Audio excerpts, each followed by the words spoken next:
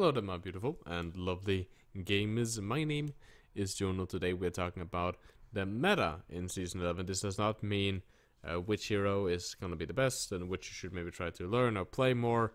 A video of that will, of course, come very, very soon. I'm trying to push that out. I want to talk about the meta, because that's something that I've heard a lot of people complain about and talk about, like, what is the meta? And I want to give my perspective as a coach that coach very high tier teams, very highly ranked teams, of course, of individual players, but also teams that are standing very well out from the average, high elo team. Just because you have a bunch of high elo players does not mean that they know how to play, due to, experience and game sense and synergy and so on. Now, as always, this is starting to becoming the end towards my summer break.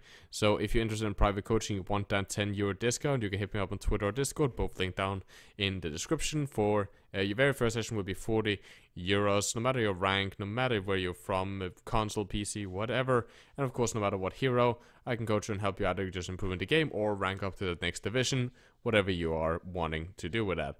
Now, let's talk a little bit about what the meta actually is. And there's a lot of stuff going around.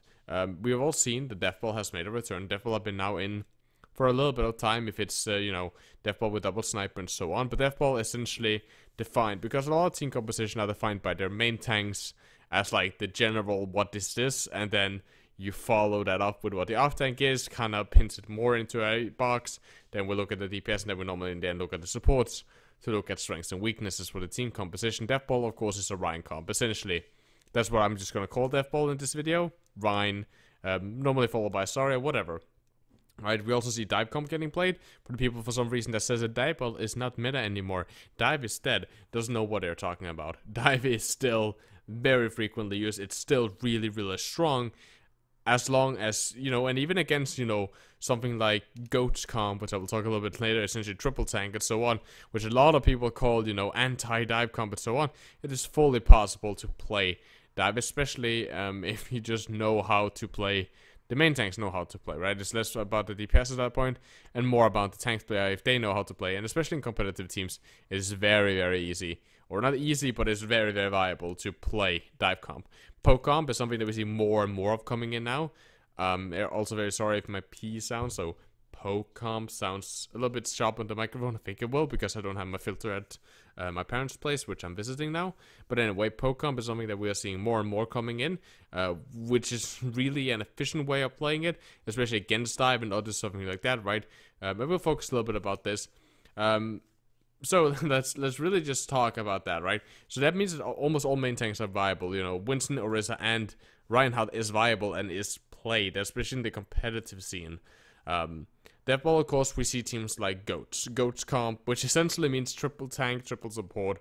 At least as I understand it, it's really normally a Reinhardt, a Zarya, and a D.Va, and then you have a Brigitte, Lucio, and a Zenyatta, or something like that. I think the supports can kind of be mixed a little bit around about what you want to run for the specific teams, but a lot of time I think a Brigitte is must, and then you add for that, right? Adding this, like, really clammed rush comp, right? You can rush someone, you have a high survivability, you can have really high damage, you're mobile with the speed boost, you have D.Va for some high control, some, control of in general, you have the Zarya, Ryan, Brigitte, which is this incredibly stable main group. The D.Va just adds on that, makes it very hard for people to fight up close. If you play with the Zenyatta, right, you have the marks, you also have then some range, and you have, up to 2 saving graces. Both the Transcendence and also the drop beat, even though the Transcendence will of course build faster, it gives you a lot of saving graces. You have good wipes, ultimate, right, both shatter and grab, which also incredible ultimates to just build on all the ultimates in, so it's a very good way to sustain old economy, especially since, you might grab and then use a bomb, especially if they use trans, then it's fine, but then you can rebuild in a shatter, and if they don't run send, you can even if they don't run any form of defensive ultimates, you can use your shatter and your graviton to kind of build in each other and then use the bomb in an engage of a rush. That way you always use these slam ultimates, these like CC ultimates that locks down enemies to just continue building towards more old economy.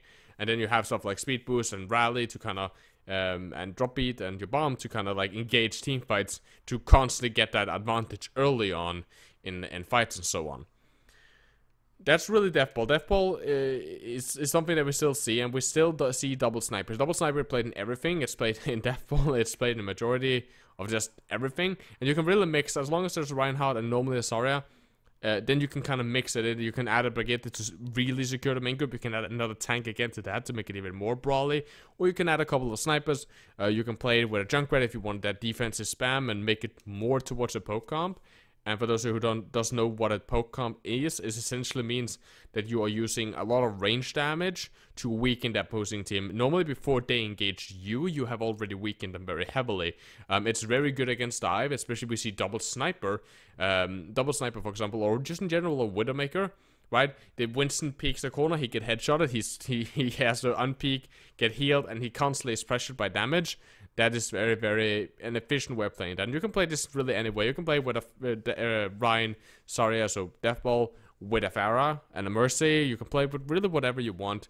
And it's very, very meta. You know, playing with double flank is a little bit weird, but in general, these rushed brawl comps are very strong. Even now in the meta, even against majority of other team compositions, as long as you know what your goal is, which normally is, or a lot of the time, is either weakening them or a lot of time in general just like using the brawlingness of their tanks to use to create space or brawl on objectives, while your DPS, depending on what you run, is either weakening them, you know, before, during, and after the team fight.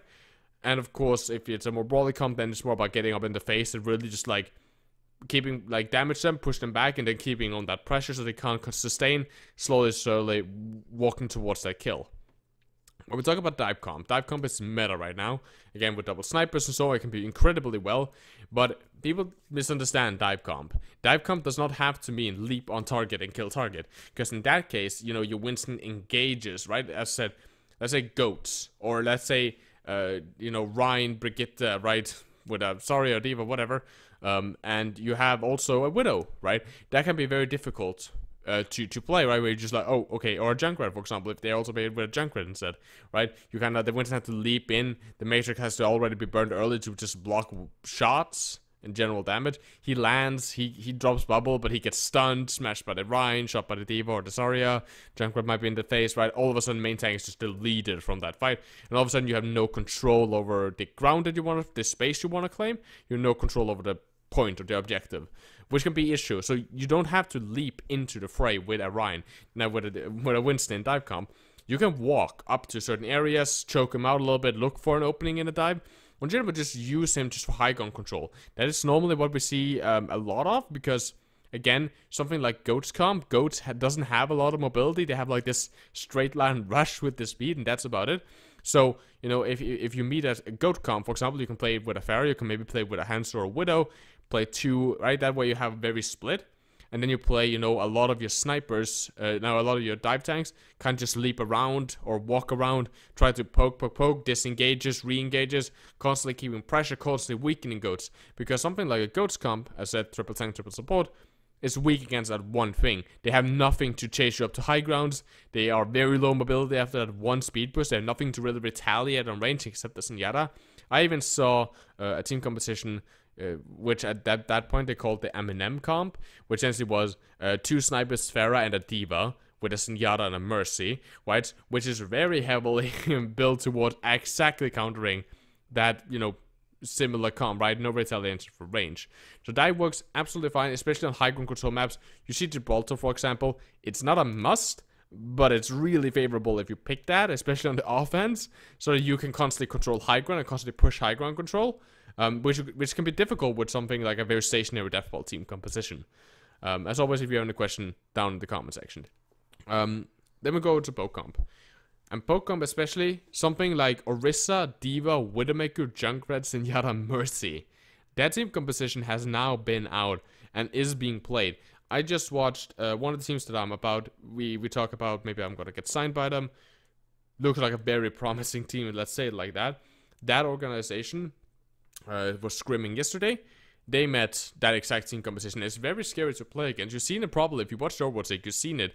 Probably played a couple of times, such on Horizon and so on, and on King's Row, right? With the Orisa and the Widowmaker, Junkrat, the Zenyatta can kind of stack in the beginning also with the D.Va, right?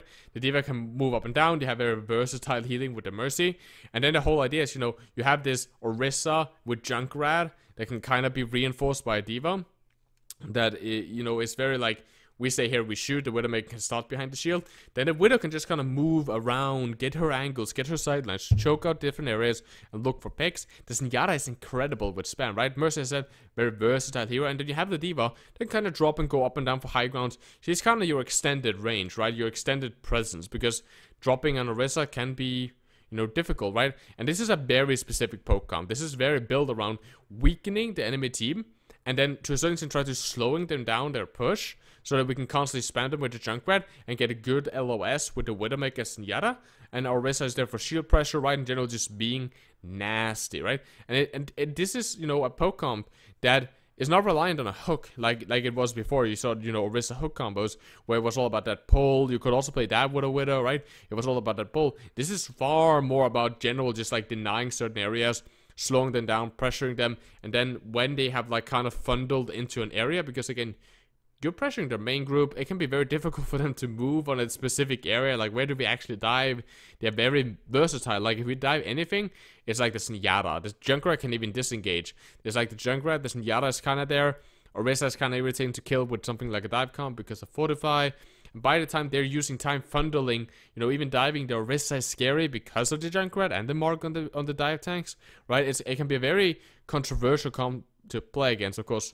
You can normally try to pressure objective points in key areas to deny this. You can have counter Widow to deal with their Widow, right? Kind of forcing her either to play more passive is usually better, or forcing her more towards the shield area, which then can be a more viable option to pressure that shield area with the Orisa. But it's a very difficult wing to play against, right? Same with double sniper, which can be very difficult to play against just because the sheer amount of pressure you get from all those different angles that the snipers can play around, right? And especially if you think about something like dive combats we talked about, dive with double sniper is incredibly scary to play against. A little bit like, what do we do here? Like, okay, we rush the tanks, okay, they just leap and fly away, okay, cool. Okay, we can't get their snipers because they're like all over the fucking place, and they can kite us. Like, if we commit to those kills, a lot of time the Widow is too far back, so we can't really get her. The Hanzo, he can kind of leap, he can get peeled by the tanks. If we want to rush him, we kind of have to rush him. There's also that Zenyatta that constantly marks and shoots free from range. The Mercy can just fly away to the Widow and the Hanzo and the D.Va and the Winston, which are all spread out, right? So really, like, okay, we can push the Zen, I suppose, and hope that we don't get, like, outflanked and then pressured out by the Winston, the D.Va, and the two snipers, right? And that becomes a huge dilemma. Like, okay, what do we actually do here? Do we trade the Zenyatta and opens up our backline? Like, does our tanks push the Zenyatta, opens up the backline, which then allows, you know, their dive tanks to just push our backline to kill those guys, you know, with help from their snipers, because they trade one guy, they can rotate around our very slow death ball. If we play dive ourselves, again, they can poke down our tanks, they can pressure them with ours. Where they can go, we can go. They can trade a lot of good hits if they are smart and aggressive, and if they claim enough space. And at that point, you know, that can be incredibly weird to play against. So I hope this was an overview. This was something that someone requested, that they wanted me to talk a little bit about each individual team composition. I hope this makes sense. This is kind of me just like pouring knowledge. I'm trying not to cut too many corners and explain too much small details.